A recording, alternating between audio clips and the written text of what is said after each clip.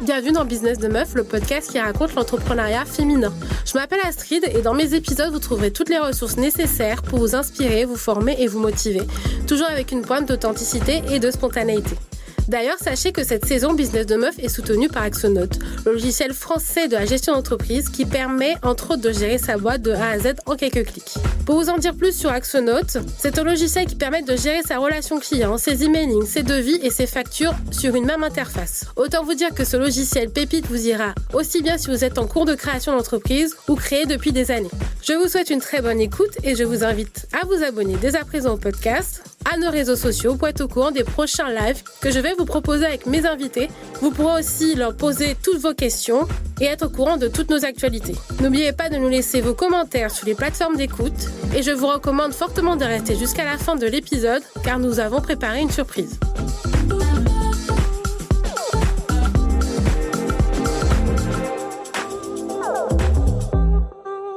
Hello les meufs, aujourd'hui je reçois Myriam, fondatrice de Lou Agency et fondatrice du podcast Influence Corner, le podcast du marketing d'influence. Bonjour Myriam. Bonjour Astrid.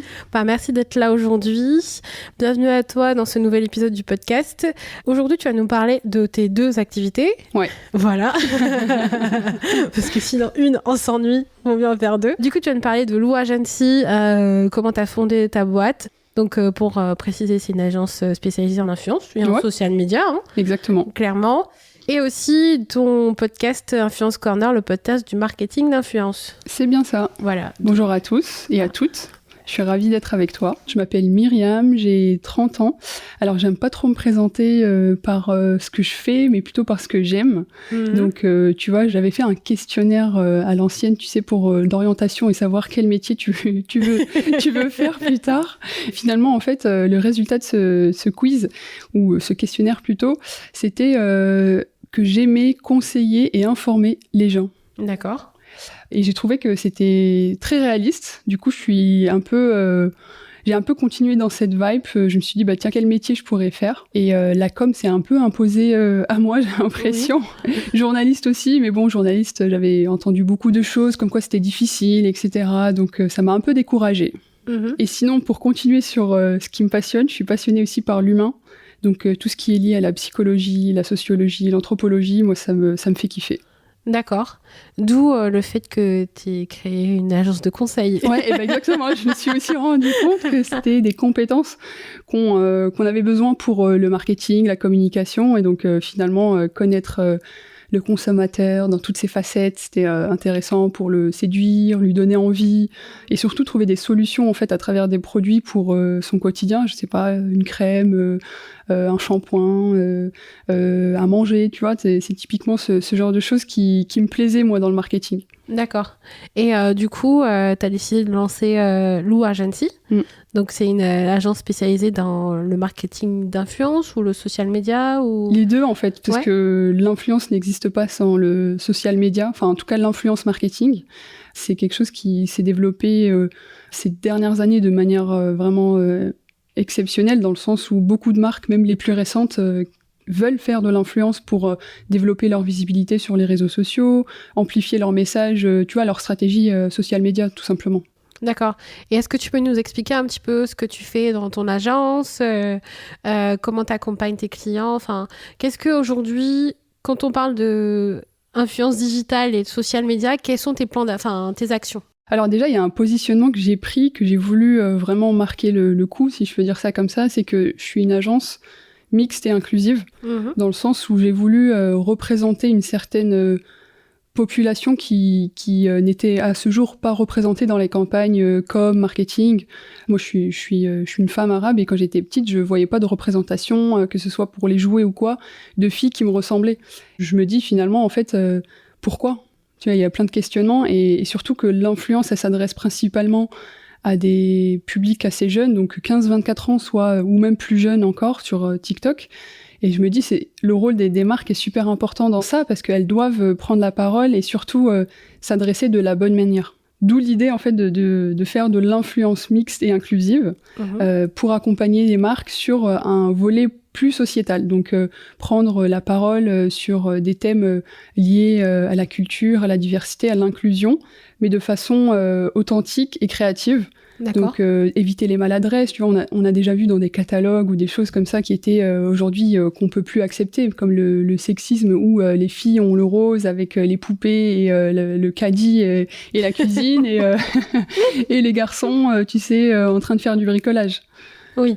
Aujourd'hui, ça a complètement changé et c'est pour ça aussi que l'influence est un vecteur pour la société, pour qu'elle puisse accompagner les marques sur des volets plus sociétaux. D'accord. Donc, en gros, ta mission, c'est d'accompagner les marques sur leur campagne d'influence sur les réseaux sociaux. Voilà. D'accord. Donc, tu vas les guider. Exactement. Donc, on va aller sélectionner un pool d'influenceurs. Donc, typiquement, on va établir d'abord une stratégie qui va déterminer des objectifs. Donc là, c'est un peu du charabia marketing, mais ça reste, je pense, important pour celles et ceux qui nous écoutent. En gros, on établit des objectifs, donc objectifs de visibilité, de notoriété ou bien de conversion. Et ensuite, on va aller sélectionner des créateurs de contenu et créatrices de contenu en fonction de l'appétence qu'ils ont pour le produit. Donc on va vraiment essayer de faire matcher au maximum le produit ou la marque avec les créateurs de contenu. D'accord. Et ensuite, on va les accompagner dans le pilotage, dans la mesure aussi de l'impact du message et de toute la création de contenu. On va essayer d'écrire des briefs assez créatifs, tout en incluant aussi les besoins des créateurs de contenu. On sait qu'aujourd'hui, les créateurs de contenu, ils ont besoin de liberté pour justement créer des reels, des stories qui parlent à leur audience. D'accord. Donc nous, on est un peu le tampon, tu sais, l'intermédiaire entre les marques et les créateurs de contenu, parce qu'on comprend à la fois les enjeux pour les marques, mais aussi pour les créateurs de contenu. D'accord. Du coup, quand tu fais ta sélection d'entreprises, c'est surtout des entreprises qui sont engagées dans certaines actions et qui rentrent aussi avec la logique, avec tes valeurs, finalement. Ouais, clairement. Ça, c'est le plus simple, on va dire. C'est des entreprises qui ont déjà une vision, un message à faire passer. Donc, typiquement, par exemple, pour une marque comme ça, qui répond à un besoin pour une typologie de personnes, on va les pousser à prendre la parole sur la déconstruction des stéréotypes des peaux mat à foncé. D'accord. Typiquement, faire des talks, inviter des créateurs de contenu pour appuyer leur message et aussi des journalistes sur la partie relations publiques. D'accord, donc ça ne s'arrête pas uniquement à chercher des influenceurs, c'est aller au-delà, c'est de créer des événements et d'aller aussi dans la presse. Clairement, ouais. Nous, ce qu'on veut, c'est vraiment créer en fait de la conversation autour du message de la marque. D'accord. Aujourd'hui, une marque, elle a besoin autant d'être sur les réseaux sociaux que en offline, à travers des événements, et inviter en fait tous les leaders d'opinion finalement qui vont pouvoir lui donner encore plus d'amplification, que ce soit les journalistes et les créateurs de contenu influenceurs sur les réseaux sociaux. D'accord. Donc ça va au-delà juste de créer des...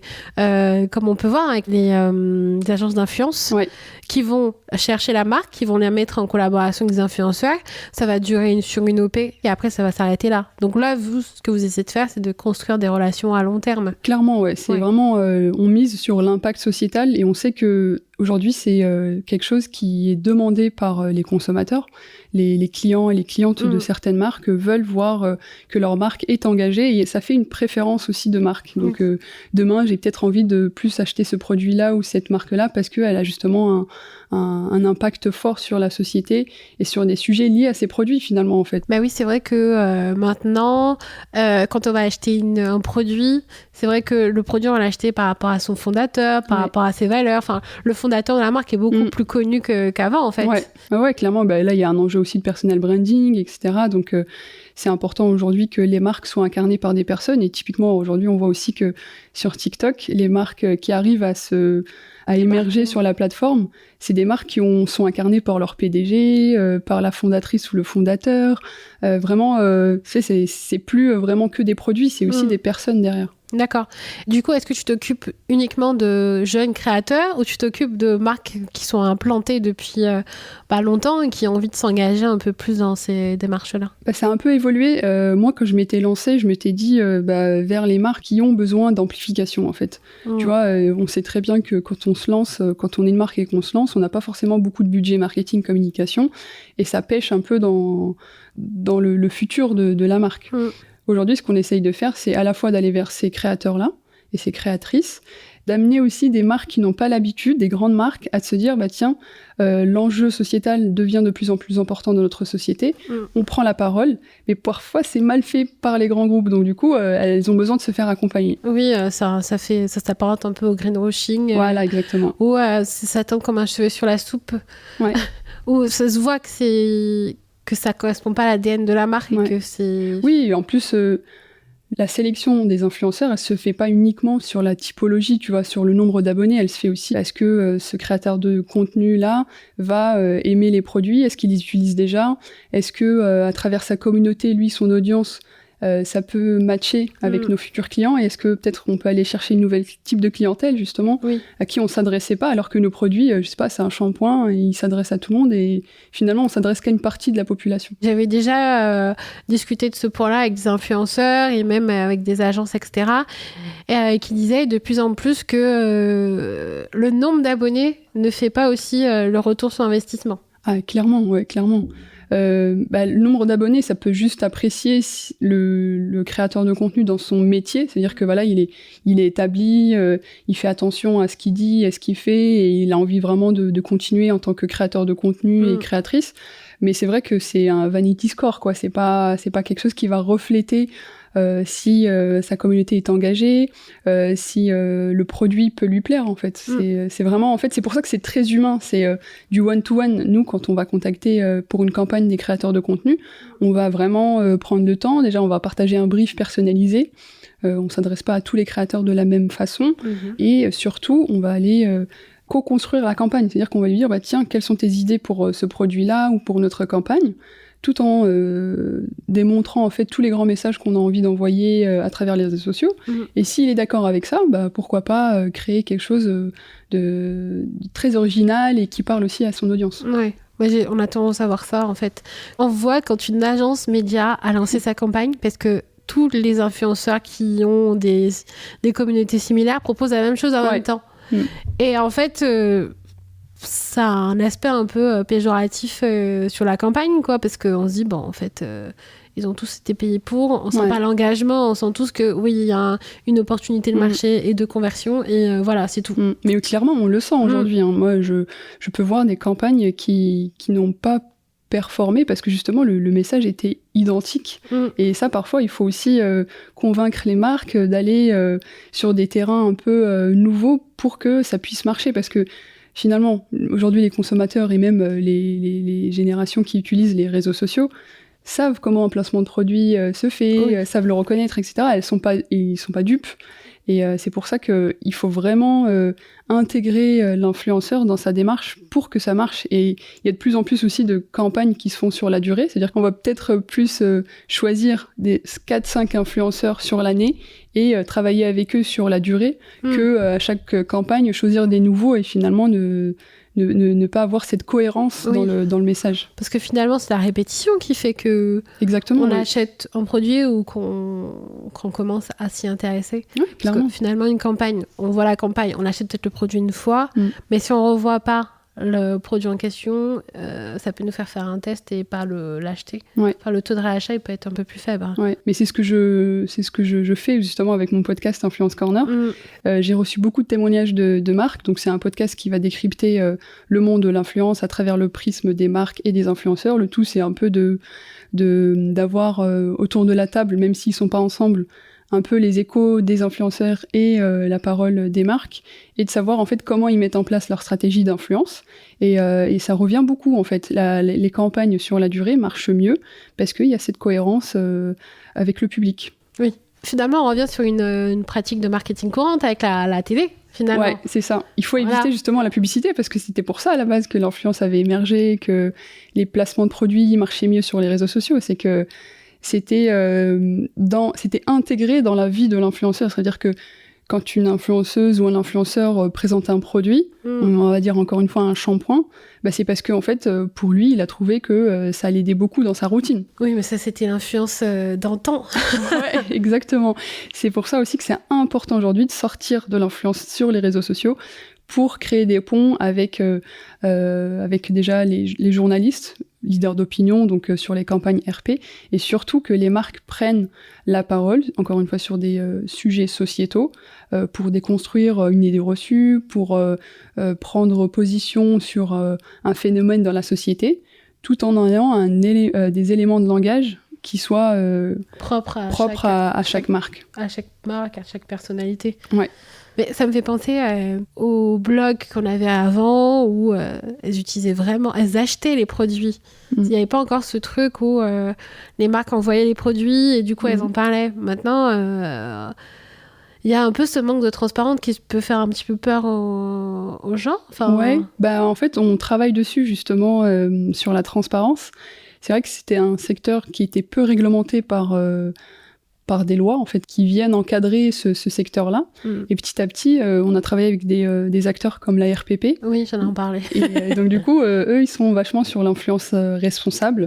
Et ça permet justement d'avoir un cadre pour les collaborations, mentionner ces collaborations, dire quand c'est un cadeau, et des choses à éviter. Justement, il y a des produits illicites qu'on ne peut pas montrer à la caméra.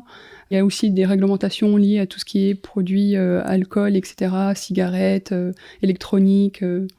Mais en fait, quand on fait une campagne et qu'on n'a pas spécifié qu'un post était sponsorisé ou autre, est-ce que c'est l'agence qui peut être poursuivie, entre guillemets, ou est-ce que c'est l'influenceur, entre guillemets, ou c'est encore, il y a un peu un flou? En fait, c'est à tous les acteurs déjà de connaître les règles, parce qu'il y a des règles, la publicité dissimulée, elle est punie par la loi. Et donc, du coup, l'agence, elle doit avoir un aspect juridique assez béton pour qu'elle puisse savoir quelles sont les règles et justement les transmettre à l'influenceur s'il ne les connaît pas, surtout à la marque. Et bien sûr, les influenceurs, nul n'est censé ignorer la loi. Donc, eux aussi doivent connaître la réglementation liée à ce produit-là. Typiquement, savoir que la mention de la collaboration est importante et... comment dire ça ? D'obligatoire, en fait. Ouais. C'est quelque chose d'obligatoire, oui. Oui. Comment le dire autrement? Tout simplement. Ok. Et qu'est-ce qui t'a vraiment motivé à lancer ton agence, finalement? Est-ce que c'est ce que tu faisais avant? Est-ce que c'est une envie? Est-ce que c'est ton engagement qui a pris le pas sur... Pas du tout. En fait, ça s'est fait petit à petit. J'avais toujours envie d'entreprendre, mais je savais pas trop dans quoi. Et je me suis toujours dit que partir d'une spécialisation, ça rassure un petit peu, tu vois, de savoir de quoi tu parles, ça aide. Et donc, du coup, j'avais...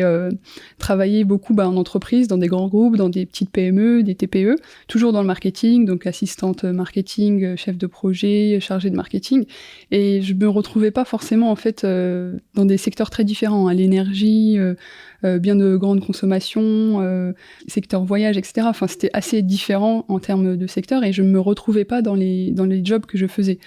Mais j'étais toujours assez intéressée par le marketing de manière générale, donc ça a commencé avec le marketing digital et petit à petit, je vois l'engouement qu'il y a pour l'influence et l'impact que ça peut avoir aussi. Et je me dis, tiens, pourquoi pas créer une agence ? Oui. Sauf que quand je parle de ça autour de moi, on me dit, ouais, mais t'as pas de réseau et tout, qu'est-ce que tu vas faire avec ton agence ? C'est assez compliqué, tu vois. C'est vrai qu'en France, en tout cas, c'est assez compliqué d'émerger. Il y en a déjà beaucoup, des très connus. Et moi, c'est pendant le confinement que tout ça s'est passé. Oui, c'est que tu avais l'idée d'entreprendre, tu te retrouvais pas forcément dans le métier que tu faisais. Enfin, le salariat, en fait. Oui, c'est le côté salariat qui te plaisait plus ? Ouais, il y avait trop de contraintes, en fait, ou de protocoles. Après, je peux comprendre, tout doit être encadré et tout. T'es dans une équipe marketing, tu dois justifier que t'as besoin de temps pour mettre en place un projet. Parfois, on va te le refuser, on te dit pas forcément pourquoi. C'était vite t'as eu un ras-le-bol, enfin pas ras-le-bol, mais tu te sentais un peu bridé dans ta créativité. Exactement, c'est le mot. C'est vrai que t'as beaucoup de process quand t'es dans les grandes boîtes. Dans les TPE-PME, t'es un peu plus autonome sur tes missions et on vient pas trop te demander.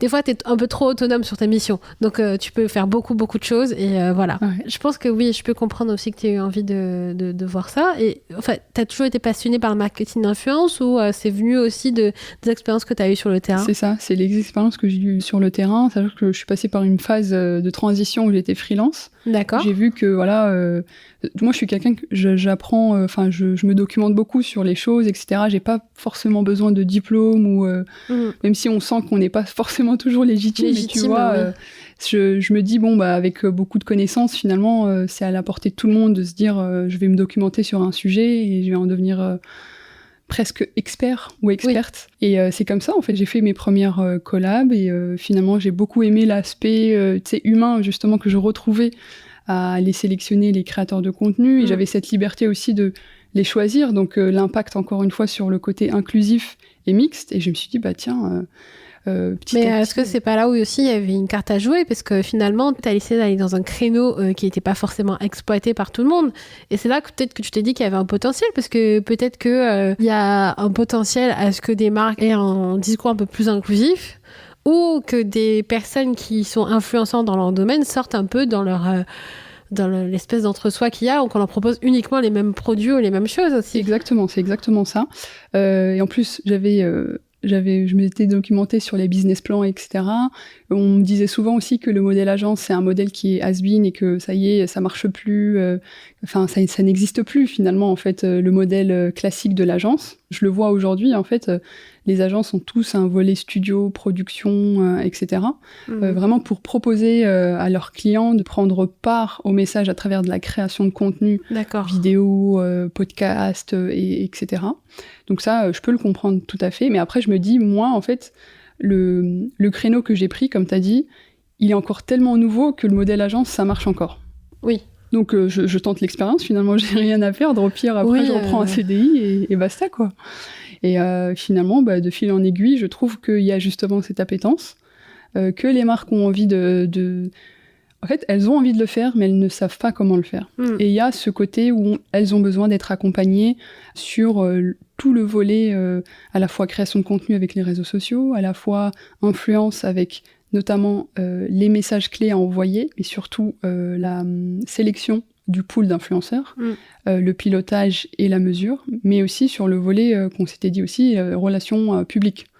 Comment, en fait, j'arrive à faire des ponts avec tous ces aspects-là et de créer de la conversation autour de ma marque. Juste envoyer juste un communiqué de presse et puis exactement, à attendre que quelqu'un le lise, alors que les journalistes... c'est plutôt créer les opportunités, de créer des événements, des talks inclusifs et de pouvoir les inviter pour qu'elles puissent voir, finalement, et prendre... avoir un avis sur ce que la marque fait. Oui, parce que ce qu'on me disait aussi, c'est que les journalistes attendent qu'on leur vende quelque chose clairement, un sujet clairement. Ils veulent plus... en fait, on n'a plus le temps de lire. Qu'on leur donne un truc pré-mâché et intéressant, croustillant, pour qu'ils puissent en parler. Donc il faut mettre le paquet. Après, on va aller sur d'autres sujets où les médias aussi, avec les réseaux sociaux... doivent sans cesse fournir de l'information et donc du coup aller sur des informations selon la consommation, donc consommation rapide, très recherchée, etc. Moi, je fais pas forcément des relations publiques, c'est justement comme je te l'avais dit, une amie est presque associée, Elisa Omara, qui est, elle, attachée de presse, qui a son propre cabinet de relations publiques, donc du coup, on unit nos forces, vu que c'est complémentaire dans nos offres, pour créer de la conversation autour des marques. Et c'est plus elle qui va aller justement sur les sujets liés aux journalistes. D'accord. Ce que j'allais te demander justement, est-ce que tu t'es lancée seule dans l'aventure ? Est-ce que t'étais accompagnée ? T'as été accompagnée, je sais pas, par un organisme spécifique ou le fait d'être à deux Moi, c'est vrai que... Alors, pour répondre à ta question, je me suis lancée seule et justement, au bout de 4-5 mois, je me retrouve solo, sans pouvoir confronter mes idées alors que c'est la base de mon métier. Et finalement, il manque ce côté humain que j'ai pas au quotidien si je contacte pas par email les créateurs de contenu ou quoi. Donc je me dis, il faut que je me fasse accompagner ou en tout cas trouver des relais de gens comme moi qui se sont lancés dans l'aventure entrepreneuriale. Et je poste une story où je vois justement Lisa qui a posté une story sur les podcasts et je lui dis, et moi je venais de lancer mon podcast. Tiens, il faut que je t'interviewe pour mon podcast et tout. Je veux avoir ton avis sur les relations publiques. Et il faut savoir qu'on était en fait issus du même quartier dans le 20e et qu'on se connaissait déjà via un taf étudiant. Et on reprend contact à ce moment-là, et elle me dit « Ah bah tiens, moi aussi, je suis en transition, je suis en train de créer ma boîte. » Et on décide finalement de continuer l'aventure ensemble. Et de fil en aiguille, on travaille un peu sur tous les projets ensemble. Ouais. Mais pour revenir sur ta question sur l'accompagnement, tu sais, via des organismes ou quoi, j'y ai toujours cru, mais j'ai jamais trouvé un organisme qui me parle, en fait. Oui. Manque d'informations, tu vois, typiquement. C'est vrai que quand tu montes quelque chose dans les médias, dans l'influence, quand tu veux créer une agence, je trouve qu'il y a beaucoup d'organismes qui accompagnent sur le volet produit. Ouais. Quand tu veux lancer un produit ou quand tu veux lancer, je sais pas, un bar, un restaurant, quelque chose de tangible.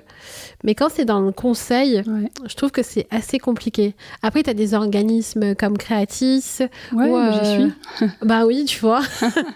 Comme Creatis, qui accompagne maintenant les créateurs de contenu, donc les newsletters, podcasts, tous les nouveaux créateurs de contenu, les contenus qu'on connaît, qui n'étaient pas forcément considérés comme médias auparavant. Je sais qu'ils accompagnent, mais je trouve que quand on n'a pas un produit tangible, c'est assez compliqué de se faire accompagner, sauf par des business coachs ou sinon par d'autres organismes privés qui ne sont pas gérés par l'État. Mais il y avait beaucoup... Enfin, moi, j'ai été attirée par Réseau Entreprendre. Oui. Mais pour y entrer, il faut un dossier béton. Avec un bon business plan. Voilà, exactement. Et tout ce que je déteste, la paperasse que je déteste. Donc, du coup, ça m'a un peu freinée et c'est peut-être le but aussi. Mais c'est vrai que... C'est pas forcément le but, mais des fois, pour avoir accès à ce... Il faut montrer une certaine motivation. Non, il faut être accompagné pour la construction du dossier, en fait, par des cabinets qui aident à la création d'entreprise, et ça se fait. Hein. En fait, il faut être épaulé dans son projet, et tu vois, c'est un certain financement à avoir au départ, mais au final, quand tu sais que tu peux rentrer dans le réseau entreprendre, mais en fait, c'est que tu as un business plan qui est quali, un dossier qui est bien, on t'a accompagné dans la construction. Après, il y a des cabinets qui t'aident à rentrer dans ce type d'organisme, et après, quand tu as ton prêt, finalement, tu peux les... C'était pas tant l'argent, en fait, qui me manquait pour me développer ou quoi, c'est aussi, ne serait-ce que, tu vois, l'accompagnement autour de l'administration, des choses un peu courantes, comme la compta, etc., la finance, les choses très... Mais tu sais qu'il y a deux types... j'ai remarqué, moi, qu'il y a deux types d'entrepreneurs. Il y a les entrepreneurs qui sont très créatifs, qui aiment la créativité, la création, qui aiment ça. Et ceux qui sont plutôt orientés sur les aspects un peu plus chiffres, comptabilité, etc. Mais il y a deux types. Et c'est vrai que souvent, il y a beaucoup de personnes qui arrivent à s'associer et ils se complètent parce que les deux ont cet aspect, un à l'aspect financier, un à l'aspect créatif, et ça match. Nous, on est toutes les deux créatives, donc du coup... Oui, c'est ça. Donc, pour trouver la personne qui est complémentaire sur l'aspect financier, c'est vrai que souvent, tu te fais accompagner soit par un cabinet d'expertise comptable, ça dépend du statut que tu as, ou sinon par des organismes spécialisés. Je te dis, il y a des cabinets qui le font très bien et qui t'épaulent. Et finalement, c'est pas si mal que ça, parce qu'au final, tu peux te concentrer sur ce qui te plaît le plus. Ouais, clairement, oui. Quand tu as laissé quelqu'un s'occuper de tes chiffres, il faut quand même les examiner, parce que tu es quand même responsable de ta boîte. Clairement. Mais c'est vrai que c'est pas évident au départ. Il faut trouver cette complémentarité et je pense qu'il y a beaucoup qui s'associent. Mais je pense que c'est essentiel de se faire accompagner. Mais alors, dans le ratio, je pense que j'ai plus de femmes qui sont créatives. Le côté financier, il y en a, mais elles sont moins nombreuses. Je rencontre que des créatives. Et... du coup, cette association-là, ça t'a permis de ne pas te sentir seule au quotidien et d'avoir un peu... d'avoir le pôle RP, finalement. Ouais, clairement. De pouvoir avoir une offre globale. Et surtout aussi, face aux clients, t'arrives à deux, c'est beaucoup plus rassurant. Derrière, t'as un coup de mou, même psychologique, tu peux... retrouver de la motivation auprès de ta collègue, ton partenaire. Non, c'est vraiment quelque chose d'essentiel. parce que je pense que je vais pas te l'apprendre, et ni celles qui nous écoutent, que être entrepreneur, c'est les montagnes russes. C'est les montagnes russes. Faut pas, ce n'est pas un fleuve tranquille. Ouais. Aujourd'hui, tu as une bonne nouvelle. Demain, non, tu peux avoir une bonne nouvelle dans la journée et une mauvaise l'heure d'après. Et ça peut être rythmé comme ça tous les jours. Donc, bon. Après, ça fait partie du jeu. Hein. Ouais, bien sûr. Bon, tu viens de répondre à ma question qui était entreprendre seul, c'est un très gros challenge. Comment tu fais pour affronter le quotidien?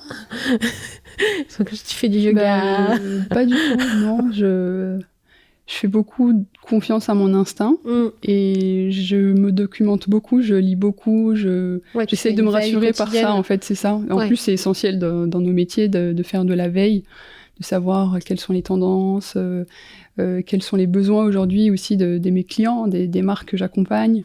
Et donc, je participe à des salons, je vais à la rencontre d'autres personnes aussi. Ça, j'aime beaucoup faire des nouvelles rencontres parce que ça fait partie du réseau. Et d'ailleurs, c'est grâce au podcast aussi que beaucoup d'opportunités se sont ouvertes à moi. Et aujourd'hui, je vends même des espaces sur mon podcast à des marques pour qu'elles prennent la parole, ou à des institutions, des organismes. C'est un nouveau modèle économique que j'ai trouvé, et ça, je l'aurais... personne ne le dit, et finalement, c'est avec l'expérience que petit à petit, tu t'apprends, et surtout, tu l'adaptes à ton expérience à toi. Pour proposer quelque chose qui corresponde toujours. Ouais, voilà. Mais finalement, ça s'imbrique bien entre ton podcast que tu proposes au sein de ton agence. Est-ce que tu as eu l'idée du podcast en même temps que l'agence, ou c'est venu un petit peu après? Je saurais pas te dire, mais je sais que je l'ai créé quelques mois après avoir créé l'agence, justement un peu aussi pour pallier à ce manque de réseau, parce qu'aller vers les invités, c'est aussi leur montrer que j'ai une agence et que potentiellement je peux les accompagner, même si c'est pas du tout l'objectif premier. Mais voilà, ça m'est déjà arrivé aussi de me faire connaître, d'avoir des clients et des clientes à travers ce volet-là. Et surtout, ça renforce aussi le côté expert, parce que moi, je dois continuellement faire de la veille, comme on le disait. J'apprends aussi des personnes qui viennent à moi.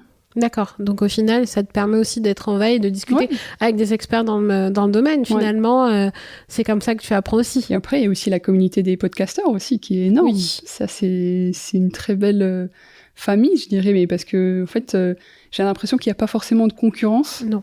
Et les échanges sont assez bienveillants, ouverts, d'esprit. Il n'y a pas ce côté compétition, donc c'est encore bien, et j'espère pouvoir... C'est vrai que tu as raison, dans le secteur du podcast, c'est bon enfant, dans le sens où quand tu as créé un podcast, tout le monde comprend en fait par quoi tout le monde comprend tes problématiques. En fait, c'est comme quand t'es entrepreneur, t'es dans une communauté d'entrepreneurs, tout le monde arrive à se comprendre et comprend un peu tes problèmes. Et quand tu deviens podcasteur, tout le monde comprend tes problèmes, tout le monde comprend des problèmes techniques. Mais tu sais que ça m'a même rapproché un petit peu des créateurs de contenu, parce que du coup aussi, ils montent des épisodes vidéo, etc. Ils sont vachement très avancé sur ce sujet-là, et j'ai déjà pris des conseils d'eux sur comment optimiser mon temps, ou faire ci, faire ça, etc. Même si c'est pas lié directement au podcast, mais la création de contenu, en fait, c'est encore une autre grande famille, une communauté limite. Oui, de créateurs de contenu. Ouais. Quand c'est pas ton métier, c'est très chronophage. Quand c'est ton métier, faut tout le temps être créatif, faut tout le temps donner de nouvelles idées, tout le temps... Et cet état-là peut les épuiser. Hein. Ça, c'est aussi le travail qu'on fait avec les marques, c'est de leur montrer que c'est un vrai métier, et qu'il faut comprendre que certes, on a envoyé le brief, s'il n'a pas répondu tout de suite, c'est pas la mort. Ah oui, quand même. Souvent, les gens, ils pensent que c'est juste venir présenter un produit et repartir, en fait. Alors que ça nécessite tellement de temps. Il y a une réflexion sur le brief. Est-ce que déjà ça lui plaît? Est-ce qu'il a des idées qui lui viennent à l'esprit? Comment ça va s'imbriquer parmi les placements, ligne éditoriale, et parmi aussi les collaborations qu'il a déjà en cours, le timing, il y a plein d'aspects. Et aussi les aspects liés à la vie humaine. Il peut tomber malade, et s'il n'a pas posté ce jour-là, écoute, c'est pas grave, il va reposter plus tard, et c'est pas... c'est pour ça que c'est, je pense, sans vouloir prêcher pour ma paroisse, mais c'est important d'avoir une agence pour justement gérer tout ce pilotage qui est énorme en termes de travail à fournir. Et généralement, les marques n'ont pas forcément les équipes appropriées pour le faire en interne, et c'est pour ça qu'elles font appel à des agences. Mais c'est surtout pour gérer être l'intermédiaire et faire un peu la zone tampon entre les deux et à la fois défendre les intérêts de la marque, mais aussi comprendre les intérêts du créateur de contenu. Et je peux comprendre parce que déjà, juste de trouver les influenceurs, si tu cherches des micros ou des nano-influenceurs, mais en fait, il y en a beaucoup. Il y en a beaucoup. De trouver le bon qui correspond à ta ligne. Mais c'est hyper chronophage. Et les gens ne se rendent pas compte de ça, en fait. On va coller une grosse tête, finalement. C'est aussi ça l'enjeu de faire une campagne. C'est de ne pas aller sur les têtes d'affiche, d'aller chercher des créateurs de contenu qui ont une communauté engagée, qui ont vraiment une valeur ajoutée, un message à faire passer. C'est aussi pour ça que sur mon podcast, j'invite des influenceurs, des créateurs de contenu qui ont un message limite, un lanceur d'alerte, quoi. C'est en gros, voilà comment je fais mon métier, j'ai des collaborations, etc. Mais derrière, avant ça, j'ai un message que j'essaie de transmettre à travers tout ce que je fais. Oui, parce que t'as pas que des créateurs, t'as des créateurs, des éditeurs de logiciels, t'as un peu toute cette facette-là. J'avais écouté un podcast qui était super intéressant avec les gens d'Internet. Mais c'était super intéressant parce qu'elle expliquait concrètement comment elle travaillait, son rythme de travail. Donc en fait, cette espèce d'immersion aussi, c'est super bien parce qu'on peut comprendre en fait comment on travaille un média et comment ils peuvent mettre en avant un contenu, comment on peut travailler avec eux. Et ça, c'est vraiment un super travail, quoi. Clairement. J'ai une dernière question. Pour toi, quel a été ton plus grand challenge ? C'est une très bonne question. Jusqu'à maintenant, quel a été ton plus grand challenge, là où t'es vraiment sortie de ta zone de confort ? Je pense que ce serait vraiment créer ma boîte, parce que je pensais que c'était un objectif inatteignable. J'ai dans mon entourage des entrepreneurs, etc. J'ai vu par quoi ils sont passés, c'était pas facile, etc. Ça me faisait peur. Et je m'étais dit, tu sais, c'était quelque chose que j'avais en tête depuis, quand je te disais, je travaillais et j'avais déjà cette envie d'entreprendre, mais finalement, c'était un peu cette peur qui me faisait repousser l'échéance et d'avoir écouté mon instinct et de me dire, vas-y, lance-toi et tu verras. Tu t'es fait confiance. C'est ça. Et surtout... un problème après l'autre, quoi. Oui, il y en aura. De toute façon, dans tous les cas, il y en aura. Donc, faut être juste conscient qu'il y en aura et que finalement, ok, il y aura des problèmes. C'est la stratégie des petits pas aussi. C'est de se dire, tu sais, honnêtement, j'ai créé la société et derrière, j'avais aucune notion de comment j'allais chercher les clients, comment j'allais faire, en fait. C'était totale découverte. Et puis on verra. Je fais comme je peux, je vais sur LinkedIn, je vais sur Insta, je contacte les marques, etc. Et finalement, après, un client en apporte un autre et c'est comme ça que tu arrives à te lancer, finalement. Oui, donc t'as pas forcément... t'as pas passé des heures et des heures à construire un plan, une stratégie. Pas du tout. Et je l'ai même fait plus tard. Oui, donc une fois que je me suis lancée et que je me suis dit, il faut peut-être cadrer les choses. Peut-être que tu t'es rendu compte de ce qui allait et ce qui n'allait pas, en fait. Et surtout que d'avoir confronté aussi mon offre au marché, ça m'a permis de voir que ce qui marchait et ce qui ne marchait pas, qu'est-ce qui plaisait et qu'est-ce qui ne plaisait pas.